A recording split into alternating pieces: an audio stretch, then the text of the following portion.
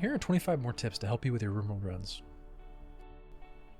Under the Schedule tab, you can use Shift plus left click in the Allowed Area section to set everyone to Home, and Shift plus right click to set everyone to Unrestricted.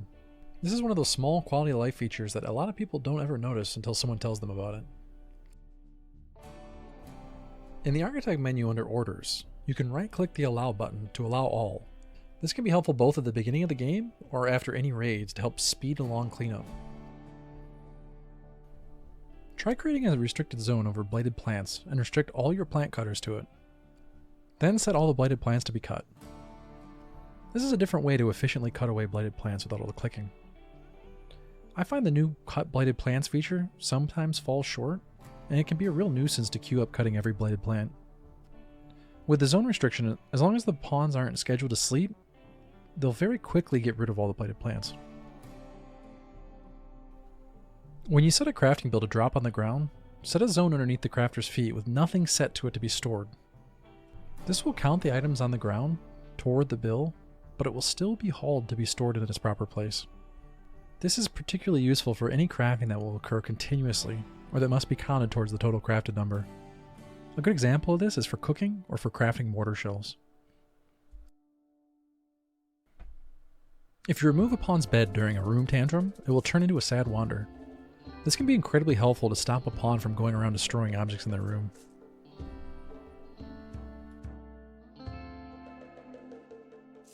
You can fill a transport pod full of items and then launch them onto a friendly tile. This will give you a goodwill bonus with that faction.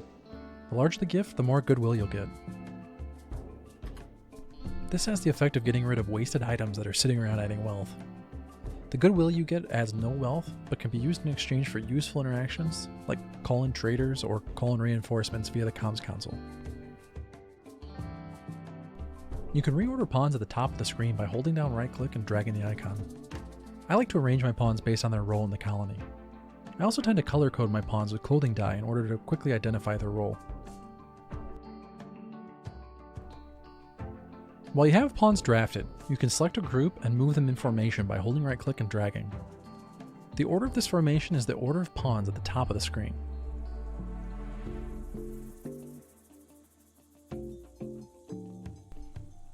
You can allow for multiple colonies to exist at once in the Options menu. This allows you to settle another colony. This can be useful for extra mining operations or for going on adventures to loot ancient dangers. Since components are a finite resource on each map tile, every new tile allows you to collect another batch of components. Or, if you're so inclined, you can run a second colony separate from your first. Keep in mind this can cause more lag than a single colony. You can use a door's open and close time in order to easily hunt thrumbos. The thrumbo will attack the door, but as long as you make it out of at least steel, the thrumbo will not destroy the door before they give up and move on. Repair the door and repeat the process until you have yourself a dead thrumbo.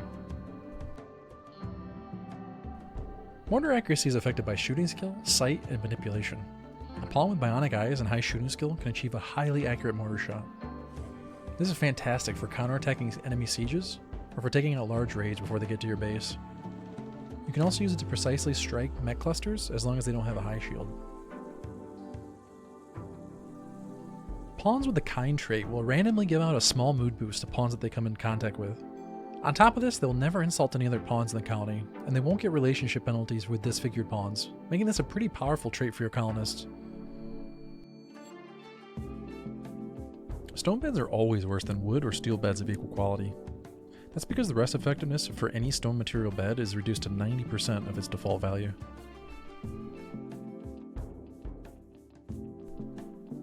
You can very quickly level medical skill by installing basic prosthetics, then removing them, and then repeating until desired skill level is reached. Keep in mind that after receiving 4,000 XP in a day, the pawn will get diminishing returns on any future XP gains for that day. The lowered XP is only for the skill that they've received at least 4,000 in, so you can still have them efficiently level up other skills. The diminishing returns reset after 24 hours.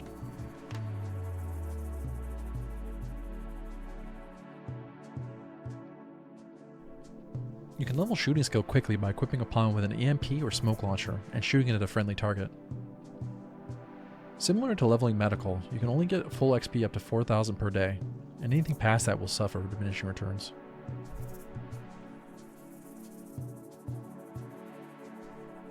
Animal corpses can be stored in graves during the winter or on any map where the temperature remains below freezing. This is particularly useful for maps like Sea Ice or Ice Sheet that stay sub-zero all year long, but it's also useful for storing food throughout the winter. Just make sure you dig it back up before spring. Grenades can be used to quickly dispose of unwanted items or corpses. It is a bit loud, but this is a favorite of mine for disposing of extra gear or post-raid items that you don't intend on using. This can help keep the map wealth down to make sure the difficulty of the game doesn't run away from you. Any square where you don't want transport pods to land can be filled with sleeping spots, barricades, sandbags, or any other placeable spots. This is a bit of a cheesy tactic, but when used in moderation it can be quite useful, even if just to make sure quest items aren't landing in spots that you can't access easily, like chimneys or vents. You can arrest a pawn while they're broken to end their break, but they won't get the benefit of catharsis, and they'll get a penalty for having been arrested. You can also melee a pawn until they fall down.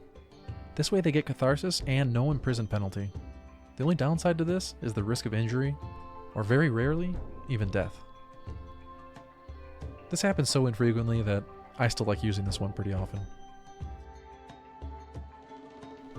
You can build a garden room without using hydroponics.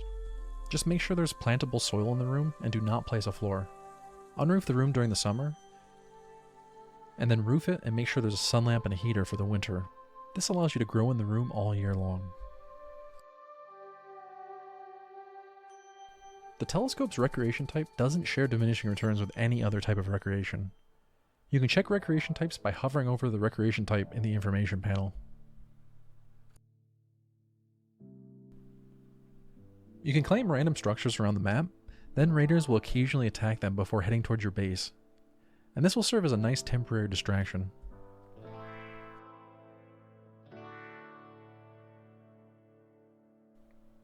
You can deconstruct an inner corner of an ancient danger to take a peek at what's inside without immediately exposing your pawns to danger.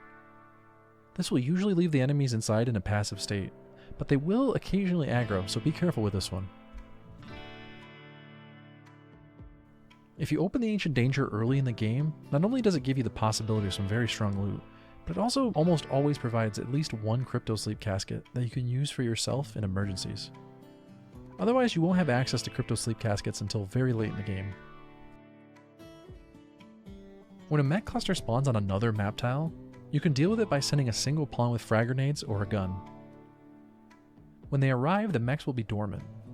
Attacking the structure that contains the primary objective will not wake them. You can then destroy the object and retreat without waking up the dormant mechs.